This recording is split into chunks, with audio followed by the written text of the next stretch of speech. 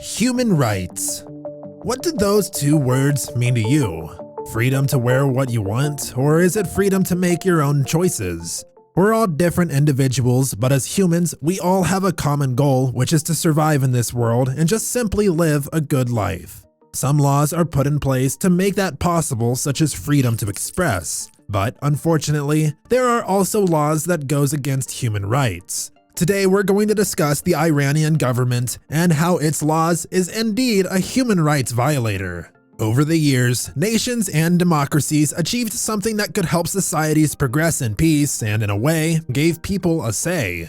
On the other hand, we also have countries and dictatorial governments or authoritarian presidents that have too much power and too much control over their people. Iran became the Islamic Republic since 1979, when Ayatollah Khamenei overthrew. He is a political and religious leader with the vision of a ferocious dictatorship. His belief of hindering modernism and progressivism took away women's rights, turning them into a simple decorative in the daily routine of Iran. LGBT communities and among other affected minorities also had all of their rights violated. Even though Ayatollah Khamenei has passed away long ago, the Islamic laws, also known as Sharia, is still in place till this day. Even after global conflicts with the nation, the government of Iran that still stands behind the Islamic laws are still in power. They are using their power against their own communities and carrying out acts, calling it culture and religion for years and years. But in reality, they are committing crimes against their very own people. The people of Iran cannot stand it anymore, and massive protests began to take place recently. The Iranian government are trying to stop them with the force of authorities and even murdering the civilians. The civilians who were just trying to be heard, trying to demand for their basic rights.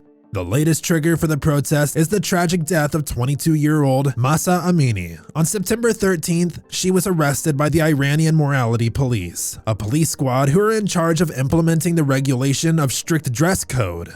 She was then tortured by receiving multiple blows to various parts of her body and head. Even though she was taken to the hospital, she unfortunately died 2 days later. This tragedy was one more victim of institutional violence and victim of the Islamic Republic that specifically specializes in bending the women of that country just to be a simple decorative and nothing more.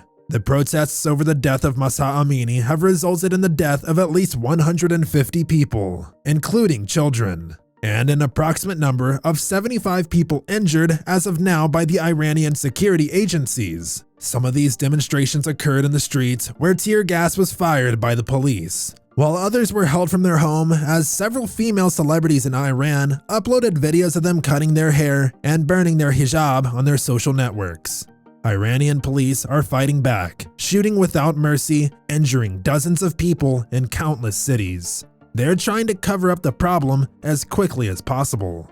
Let's make it clear that despite the state terrorism that exists, the world is, and always was, against the activities of the official government authority and its treatment towards the people. The global repudiation was immediate, and many women from all countries began to demonstrate in the capitalism of the countries to show their support for the women of Iran. The presidents of the major powers also echoed the matter. The President of the United States, Joe Biden, in the annual address of the world leaders at the United Nations on September 21st, referred to the situation of women in Iran and the death of Mahsa Amini, promising solidarity and imposed sanction on Tehran's morality police.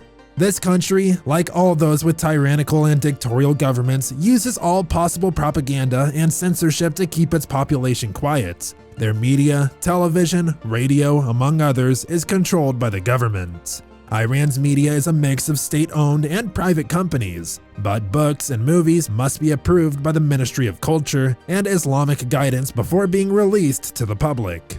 The Iranian government, they pretend like this isn't a serious issue. Instead, they put the blame on international organizations of organizing the demonstrations against the government, leaving aside the fact of the death of a young woman done by the authorities. Everything is simply a pretext for political use and nothing more. The punishment for citizens of the Islamic Republic for the crime of exercising their right to wear what they want are unacceptable. There's another big part that is barely mentioned: the hypocrisy of the Iranian government. While they use all their power to repress the population and force them to comply with certain rules and traditions that go against basic human rights, the children of high government officials are in foreign countries studying and living freely, when they should, according to the rules of Iran, be in their own country and respect those laws like everyone else. This is why the traditions and hatred of the United States and other countries is simply a mask for these nations in a dictatorship. They only use it to scare the population and keep them quiet and silent.